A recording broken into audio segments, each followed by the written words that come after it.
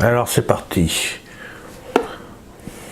Alors voilà comment se présente la boîte du Canon EF 50 mm f1.8. Alors c'est un espèce de petit unboxing, mais il n'y a pas grand chose dans la boîte, hein. Je vous montre en vitesse. Il y a juste un petit carton de protection, un plastique et un papier bulle que j'ai enlevé. Vous imaginez, voilà. Donc pas grand chose. Hop. Hop, la bête, de toute façon, je l'ai déjà sorti, j'ai déjà utilisé, j'ai fait beaucoup de photos avec, beaucoup de tests, que je vous montrerai justement plus loin dans la vidéo. Voilà donc la bête, avec son cache, voilà, là sans son cache, vous voyez, hop, et le hublot, que voici, vous voyez, hop, voilà.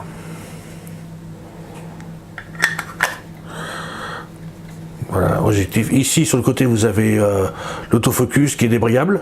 Là, vous le débrayez. Vous faites tout en mise au point manuel avec cette petite manette manuelle ici, qui est motorisée. Donc, si là, ça ne fonctionne pas parce qu'il n'est pas branché sur l'appareil, mais dès que vous le mettez sur votre boîtier, la mise au point se fait de manière servomoteur, le servomoteur qui est à l'intérieur. Et vous faites la mise au point manuellement en mode manuel ou en mode semi-automatique. Là, vous enclenchez le focus pour faire la mise au point automatiquement. Il suffit d'appuyer à moitié sur le déclencheur pour vous faire la mise au point avec les collimateurs qui s'affichent à l'écran. Mais ça, je pense que vous connaissez déjà. Alors, en mode automatique, entièrement automatique sur votre boîtier, cet objectif est très efficace. En pleine luminosité, en plein soleil, vous pouvez faire au moins 25, 30, 50 photos par minute. C'est très rapide et c'est très efficace. Par contre, dans les conditions un peu plus complexes de lumière, c'est moins évident, mais en mode manuel par exemple, mais ou un ciel couvert, des choses comme ça. Mais on arrive quand même à bien s'en sortir avec. C'est un objectif assez complet, assez polyvalent, parce qu'on peut faire plein de photos avec ce type de photos. Il est surtout fait pour les portraits, parce que son ouverture à f1.8 est assez grande. D'ailleurs on le voit, hein, son ouverture f1.8 est assez grande et elle fait rentrer beaucoup de lumière dans l'objectif. Et c'est cette lumière qui fait la qualité de vos photos, la profondeur aussi.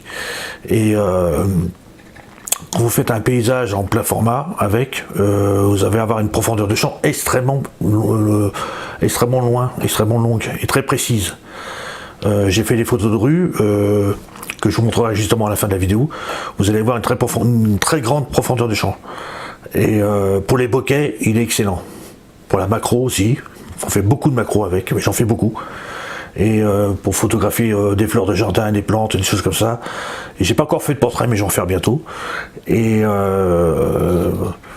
voilà, j'en suis très satisfait. Pour le prix, 140 €, un objectif comme ça, je pense que il vous rendra beaucoup de services parce qu'il est très polyvalent, très performant. Alors le cache-soleil, enfin le pare-soleil plutôt, il s'enclenche comme ceci, voilà. Donc là, il vous aidera à vous protéger des rayons qui vont frapper comme ça l'objectif, de cette manière-là. Mais vous n'êtes pas obligé d'utiliser à tous les temps, par tous les temps. Il est en option, il n'est pas livré dans la boîte. Vous voyez, ça, la boîte, Canon ne vous le fournit pas. Ça va être à vous de l'acheter. Ça vaut à peu près 17 € sur Amazon, hein, je vous le dis. Et on peut le trouver assez facilement, même en dehors d'Amazon, on peut le trouver aussi assez facilement. Voilà, et en plus il est réversible, c'est-à-dire que vous pouvez le mettre comme ça, et vous pouvez protéger votre objectif comme ça, avec ça par-dessus. Comme ça vous pouvez le transporter, vous voyez, hop, voilà. Avec ça, il n'y aura pas de problème. Voilà pour cette première partie, on se retrouve pour les photos, justement, que je vais vous commenter en même temps. Là, vous allez voir, dans cette deuxième partie, le résultat du travail qu'on fait avec cet objectif f1.8 50 mm Canon. A tout de suite pour la suite.